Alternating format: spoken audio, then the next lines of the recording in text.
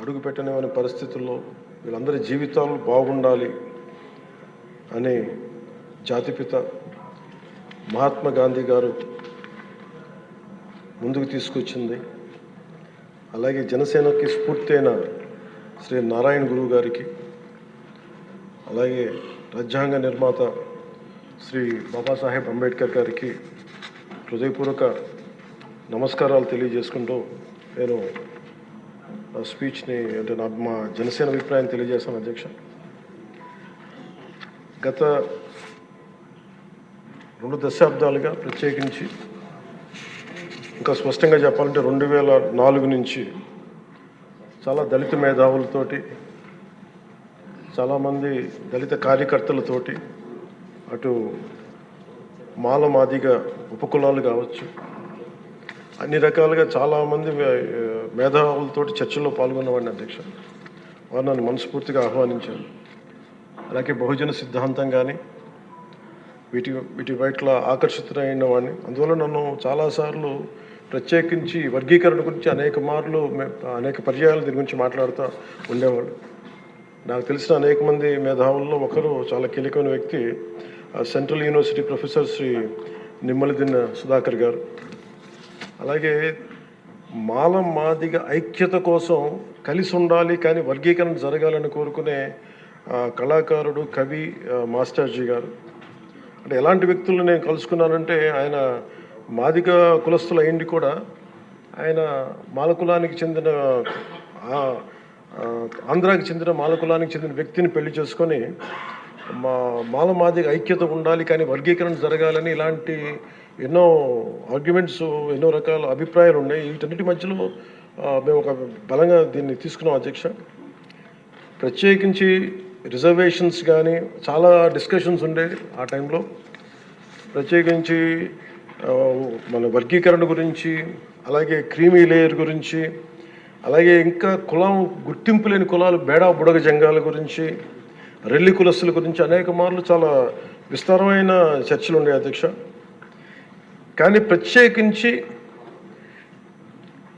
ముఖ్యంగా అంటే ఉదాహరణకి దళితులు ఎలాంటి గొప్ప మేధావులను కలుసుకున్న నిమ్మలదిన్న సుధాకర్ గారు వారు చెప్పింది, ఆయన స్వతహాగా దళిత కులానికి చెందిన మాల కులస్తులు అయింది కూడా అసలు దళితుల కంటే వెనుకబడ్డ యానాదుల కులం గురించి ఆయన రీసెర్చ్ చేసి వారికి నిలబడాలి అని చెప్పి చాలా ముందుకు తీసుకెళ్లే వ్యక్తి. అధ్యక్ష, అలాంటి ఎంతోమంది చాలా ఉన్నతంగా ఆలోచించి నేను దళిత కులస్తులని, దళిత మేధావులతో నేను కలిసి వచ్చిన వాడిని, వారితో నడిచిన వాడిని. ప్రత్యేకించి ఈ రోజున వర్గీకరణకు సంబంధించి దీనికి మనస్ఫూర్తిగా ఈ స్థాయి దాకా వచ్చింది అంటే, ఒకళ్ళు మందకృష్ణ మాదిగ గారు అయితే దాన్ని ముందుకు తీసుకెళ్లిన వ్యక్తి శ్రీ నారా చంద్రబాబు నాయుడు గారు. అధ్యక్ష,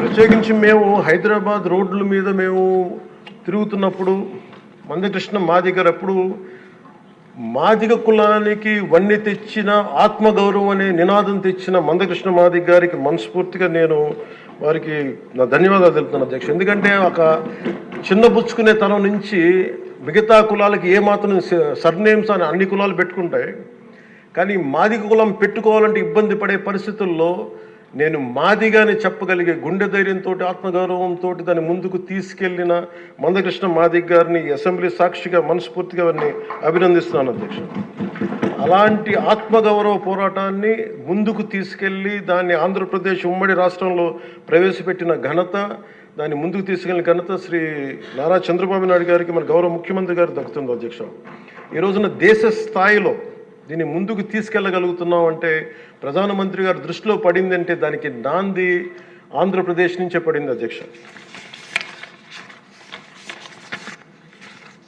మేజర్గా మాకు అప్పుడు నేను ఇలా దళిత మేధావులతో అందరితో మాట్లాడుతున్నప్పుడు, ఇది వర్గీకరణ మాల కులస్తులను తగ్గించి మాల కులస్తులకి అన్యాయం జరుగుద్దని చాలా 2 వర్గాల వారు కూర్చొని మాట్లాడుకునేవాళ్ళు. అధ్యక్ష, ఆ టైంలో నాకు వినిపించిన ఆర్గ్యుమెంట్స్, అధ్యక్ష, ఉదాహరణకి ఏపీలో మాల కులస్తులు, మనకి తెలంగాణలో మనకి మాది కులస్తులు ఎక్కువ. అధ్యక్ష, అలాగే ఇది ఒక్కొక్క చోట ఒక డామినేట్, ఒక్కొక్క కులం సబ్ క్యాస్ట్ ఎక్కువ బెనిఫిట్ తీసుకుంది రిజర్వేషన్లో, ఇది మిగతా వాళ్ళకు కూడా చెందాలనే దానిదే ఈ వాదన. ఇది ఉదాహరణకి రాజస్థాన్లో అయితే మేఘవాల్స్ జాటోస్ ఎక్కువ తీసుకుంటారు రిజర్వేషన్లో. భైరవ కులస్తులు కానీ కోలీస్ కానీ దీన్ని తక్కువ శాతం తీసుకుంటారు. ఇక్కడ వాళ్ళు బెనిఫిట్ అవుతారు అధ్యక్ష రాజస్థాన్లో. అలాగే మనకి ఉదాహరణకి పంజాబ్లో అయితే రవిదస్య ముఖ్యంగా చెప్పాలంటే అక్కడ మన మాదిగ కులస్తులతో సమానం చమార్ కాస్ట్ వాళ్ళు ఎక్కువ బెనిఫిట్ తీసుకుంటారు అధ్యక్ష. కానీ అక్కడ ఈ రోజున మేజర్ భాగం దీనివల్ల బెనిఫిట్ అయితే అక్కడ బాల్మీకిలు మజాబీ సిక్కులు. అధికారంలోకి వచ్చాక రెడ్ బుక్ రాజ్యాంగం ఈ రాష్ట్రంలో నడుస్తుంది. రెడ్ బుక్ రాజ్యం వెళ్తుంది. ఈ రెడ్ బుక్ రాజ్యంలో భాగంగా విడుదల రజనీని టార్గెట్ చేస్తుంది. ఈ 10 నెలల కాలంలో మనం చూస్తున్నట్టయితే వరుసగా ఏదో ఒక హ్యూమిలియేషన్, ఏదో ఒక పుట్టుడు కేసులు, పెట్టుడు కేసులు, ఏదో విధంగా గాలి మాటలు పోగేసుకొని ఇష్టం వచ్చినట్టుగా వాళ్ళకున్నటువంటి అనేక మీడియా ప్లాట్ఫామ్స్ ని వాడుకొని ఎలక్ట్రానిక్ మీడియా కావచ్చు, ప్రింట్ మీడియా కావచ్చు, సోషల్ మీడియా ప్లాట్ఫామ్స్ కావచ్చు, వాళ్ళకు అనుకూలంగా ఉన్నటువంటి అన్ని మాధ్యమాల్ని కూడా వాడుకుంటూ వరుసగా హ్యూమిలియేట్ చేస్తూ, డిఫేమ్ చేస్తూ, అదిగో విడుదల రజని, ఇదిగో విడుదల రజని, అదే ఆవు కథ, అదే కథ, అదే కథ, ఎక్కడ చూసినా కూడా అదే కథ వరుస పెట్టి రిపీట్ చేసి చేసి చేసి చేసి మొత్తానికి ఈ రోజుకి ఒక కన్క్లూజన్కి తీసుకొచ్చారు. అది ఈరోజు చూసినట్టయితే నా మీద ఏసీబీ కేసు కట్టారు. ఏంటి ఈ ఏసీబీ కేసు? అసలు ఈ కేసు గురించి మనం మాట్లాడితే ఈ కేసుకి సంబంధించి ఎవరైతే కంప్లైంట్ ఇచ్చారో ఈ కంప్లైంట్ ఇచ్చిన వాళ్ళని నేను ఏ రోజు చూడలేదు. ఈ కంప్లైంట్ ఇచ్చిన వాళ్ళు నన్ను ఏ రోజు కలవలేదు, నేను వాళ్ళని ఏ రోజు కలవలేదు. ఈ కంప్లైంట్ ఇచ్చిన వాళ్ళతో నేను ఎప్పుడు మాట్లాడలేదు.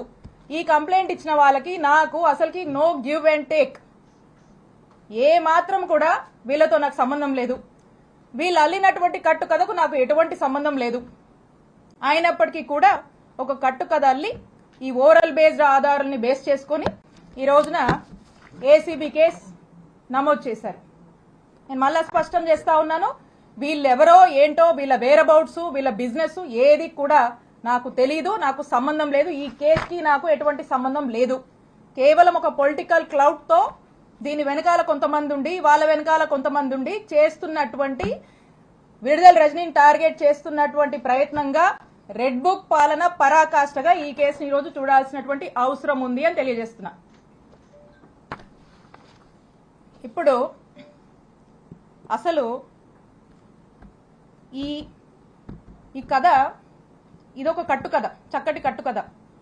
ఈ కథలోకి వెళ్తే అసలు ఎందుకు వీళ్ళు ఇలా చేస్తున్నారు, ఎందుకు ఈ కేసు పెట్టాల్సి వచ్చింది, ఏంటి కారణాలని కనుక మనం చూస్తే, ఈ పెట్టినతను టీడీపీ సంబంధించినటువంటి వ్యక్తి.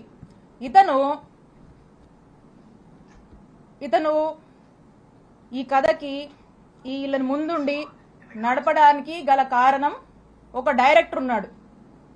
ఈ డైరెక్టరు, ఈ స్క్రీన్ ప్లే, వీళ్ళంతా కూడా ఈ యాక్టర్స్, ఆర్టిస్టులు వీళ్ళంతా.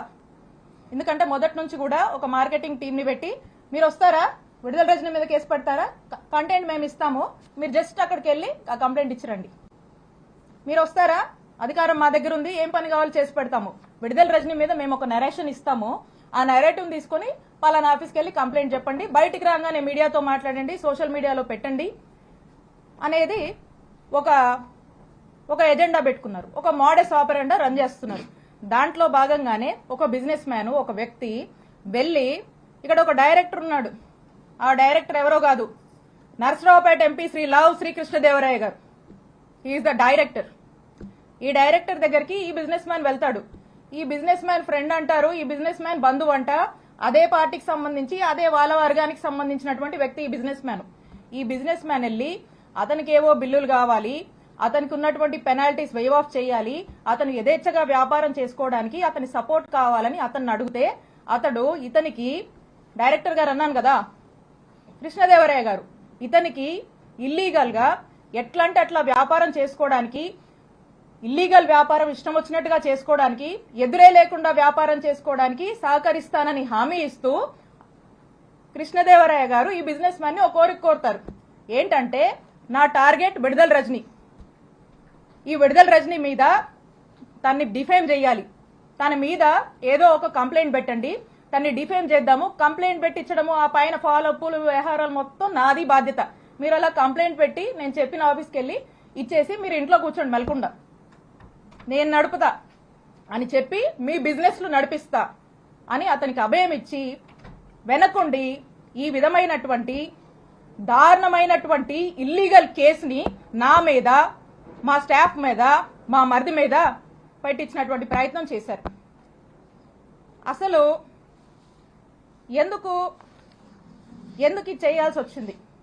కృష్ణదేవరాయ గారికి కూడా ఎందుకు ఇలా చేయాల్సి వస్తుందంటే, కృష్ణదేవరాయ గారికి విడుదల రజనీ అంటే కోపం కొంచెం ఎక్కువేనండి, ఎక్కువ కోపమే. ఎందుకో నాకు కూడా కారణాలు తెలీదు, కానీ రకరకాల కారణాలు ఆయనే అనుకుంటాడు, రకరకాల కారణాలు ఆయనకే ఉన్నాయి.